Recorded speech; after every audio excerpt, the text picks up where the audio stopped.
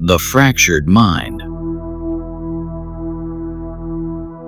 What happens when the mind begins to betray itself? When reality twists and warps, and you can no longer trust your own thoughts. This is the story of a man who lost himself, piece by piece.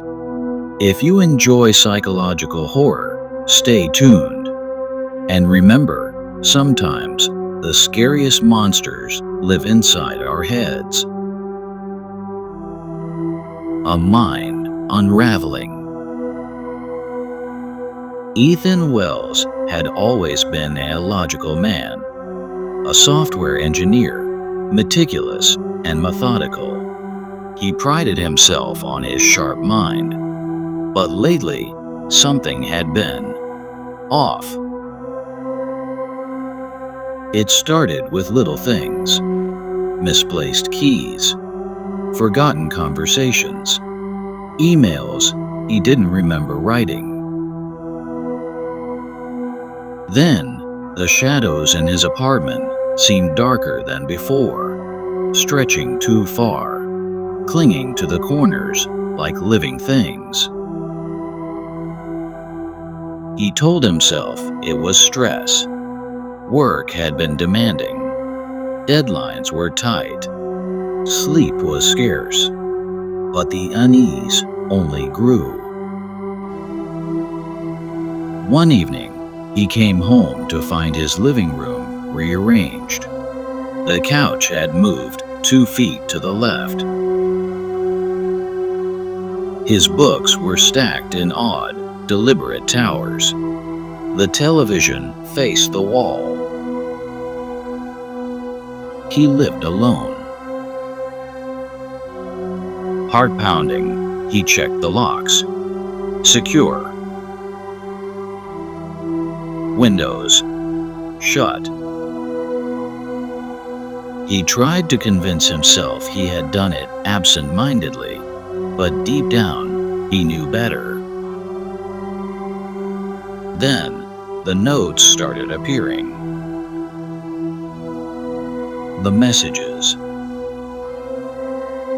At first, they were small post-its. On his fridge, "Don't forget." On his bathroom mirror, "Watch yourself." Then, longer notes scrawled in his own handwriting. "They are watching. Don't trust the reflection. You're losing time." Ethan didn't remember writing them, but who else could have? The fear became unbearable the night he found a message on his arm, written in black ink while he slept. "Run." The man in the mirror. Paranoia sank in. Ethan covered his mirrors, avoided looking into reflective surfaces. Yet, he still felt eyes on him. One night, while working late, he caught his reflection in his monitor. His heart stopped. It wasn't copying his movements. He raised his hand. His reflection stayed still. He blinked rapidly, trying to rationalize, but then it smiled. A slow, deliberate grin that spread across its face, as if savoring a secret. Ethan shoved his chair back, knocking over his coffee. When he dared to look again, his reflection was normal, but he knew what he had seen.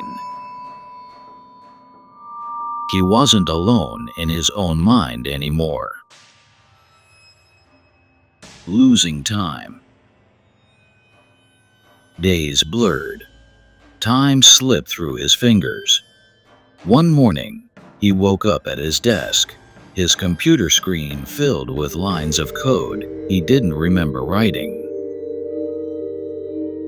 Then came the blackouts. One moment, he'd be brushing his teeth. The next, standing outside, barefoot in the middle of the street, hours later. Once, he woke up in his car, engine running, parked outside an unfamiliar house. A house that, when he looked it up later, had burned down years ago. He checked security footage from his apartment.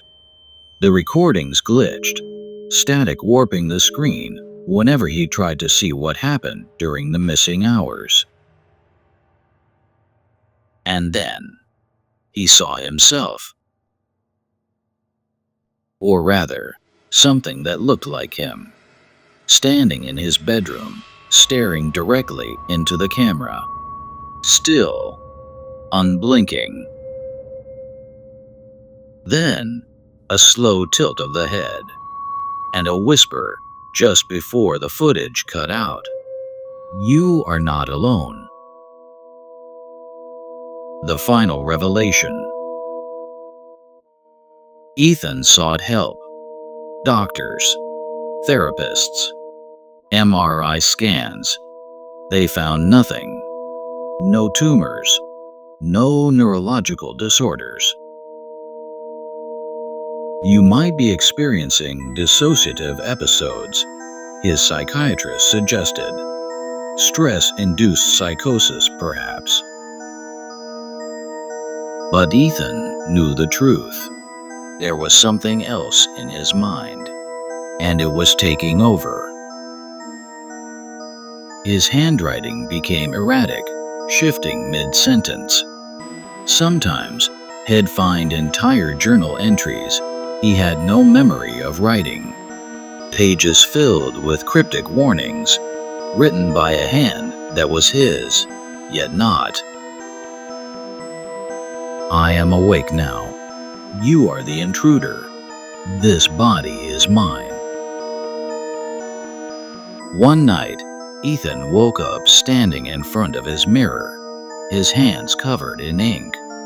He looked into his reflection's eyes, and it blinked first.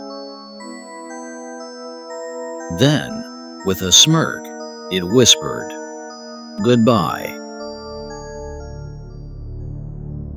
Epilogue. The apartment was found abandoned weeks later. The locks were still in place. No signs of forced entry. Ethan Wells was never seen again. But his apartment remained off. Visitors reported hearing whispers in the mirrors, seeing glimpses of a figure that wasn't there. And on the walls, written in shaky, desperate handwriting, a single message remained: "I am still here." If you enjoyed this story, don't forget to like and subscribe. And if your reflection ever moves when you don't look away.